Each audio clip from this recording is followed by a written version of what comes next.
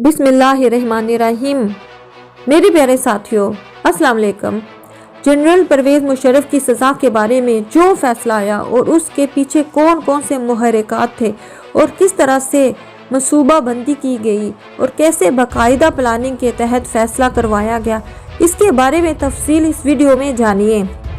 परवेज मुशर्रफ ने नवंबर 2000 में जब एमरजेंसी नाफज की थी तब आइन में इस सिलसिले में मौत की सज़ा का हुक्म नहीं था।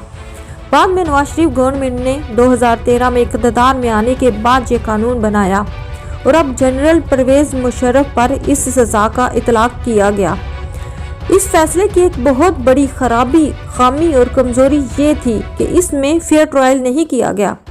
मुशर्रफ के वकील को सुना ही नहीं गया और न ही मुशर्रफ को अदालत के सामने पेश होने का मौका दिया गया, हुआ वो वीडियो पैगाम या ज़बानी तरीके से होता, और न ही जनरल परवेज मुशर्रफ के साथ उस वक़्त हुकूमत में जो लोग शामिल थे उनको सज़ा में शामिल किया गया जिन्होंने मुशर्रफ का साथ दिया था। 18 दिसंबर को जो संगीन गद्दारी केस की सज़ा सुनाई गई और इस सिलसिले में मुकम्मल फैसला 19 दिसंबर को जारी किया गया, जो कि इंतहाई सफ़ाकाना, पुरतज़लील और नफ़रत अंगेज़ी से भरपूर था, जैसे कि किसी मुसलमान के खिलाफ कफ़ार की अदालत में किया गया हो। असल में इस फैसले में फ़ौज की तज़लील दरकार थी। अगर इमरान खान दानिशमंदी से काम न लेते और जनरल कमर जावेद बाजवा को पुरसुकून ना करते तो आज मुल्क में इदारों के टकराव की वजह से बहुत संगीन हालात पैदा हो चुके होते। इस फैसले में तज़हीक आमेज़ अंदाज इख्तियार करते हुए कहा गया कि अगर मुशर्रफ फौत भी हो जाए तो उनकी लाश घसीटते हुए डी चौक पर लाकर लटका दी जाए और 3 दिन तक लटकती रहे और फांसी की सज़ा 5 बार लटकाने की सुनाई गई। इतना ही नहीं बल्कि इस दौर में जो फौजी मुशर्रफ के साथ शामिल थे इनका ट्रायल करने का भी कहा गया कि वो भी इस जुर्म में बराबर के शरीक थे, इनको भी लटकाया जाए। इनमें से जो फौजी हैं वो उनमें से अक्सर फौजी रिटायर्ड हो चुके हैं। गोया कि पूरी तरह तफसीली फैसले में पाक आर्मी को तज़लील व तज़हीक का निशाना बनाया गया। मैयत की बेहुरमती और डी चौक पर मैयत लटकाए जाने की सज़ा का हुक्म सरासर आइन के खिलाफ है, जिस पर के जस्टिस वकार सेठ को 7 साल कैद या जुर्माना हो सकती है। जस्टिस वकार सेठ के खिलाफ कार्रवाई जारी है।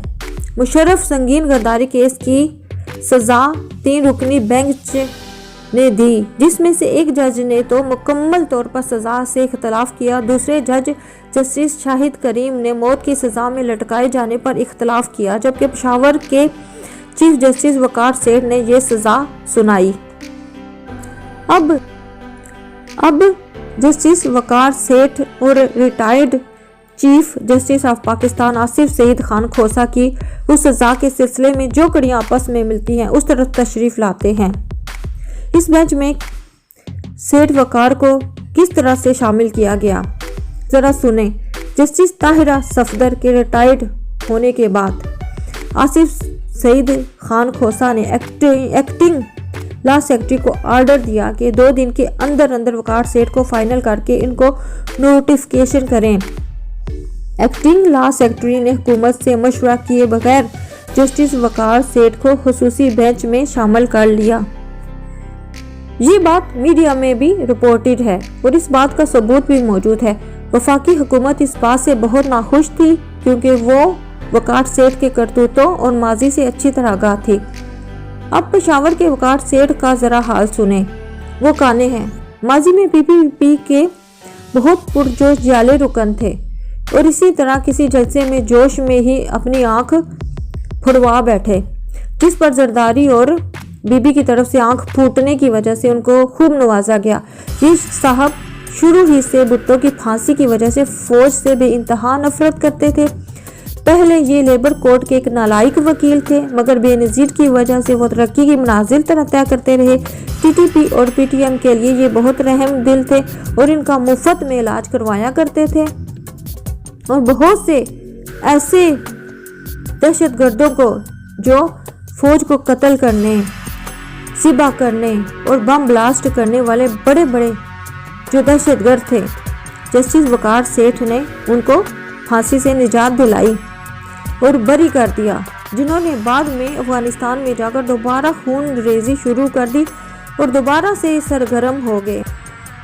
अब ज़रा आसिफ सईद खान खोसा की तरफ आ जाइए कि उनको रिटायरमेंट के फ़ौरन बाद अमेरिका में स्कॉलरशिप में जॉब मिल गई है, और इनके बारे में ज़रा जानिए कि इनके नवाज शरीफ फैमिली से कितने करीबी ताल्लुकात हैं, और वैसे भी नवाज शरीफ के दौर के जज होने की वजह से शरीफ फैमिली की इन पर बहुत मेहरबानियाँ भी हैं। आसिफ सईद खान खोसा की बहन नरगिस खोसा शहबाज शरीफ की चौथी बीवी है, और retired federal secretary Nasir Mahmood Khosa इनके जो भाई हैं, जिनका नाम शहबाज शरीफ ने नई इलेक्शन कमीशन के लिए नामजद किया था।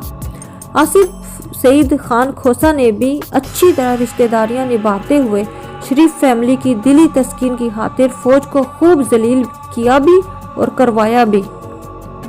अब इस केस की लेटेस्ट सूरत हाल ये है कि Musharraf case Lahore high court का 3 रुकनी bench chief justice Mazahir Ali Naqvi की सरबराही में समाअत करेगा। खसूसी बेंच की तश्कील गैर आईनी थी तो सज़ा भी कलअदम हो जाएगी, मगर बहुत से कानूनदान यही कहते हैं कि खसूसी अदालत के मुशर्रफ के सिलसिले में फ़ैसले पर फिर भी कोई असर नहीं पड़ेगा। आप एक बात मुलाहिज़ा करें कि जब 15 किलो हेरोइन की बरामदगी के बाद राना सनाउल्लाह को सिंगल रुकनी बेंच जमानत दे सकता है, तो लाहौर हाई कोर्ट का 3 रुकनी बेंच जस्टिस मुज़ाहिर अली नकवी की क़यादत में कोई भी फैसला कर सकता है। मतलब ये है कि उनकी सज़ा को कालादम करार दे दिया जाएगा और सज़ा ख़त्म कर दी जाएगी। Please subscribe, like and share my channel. Thank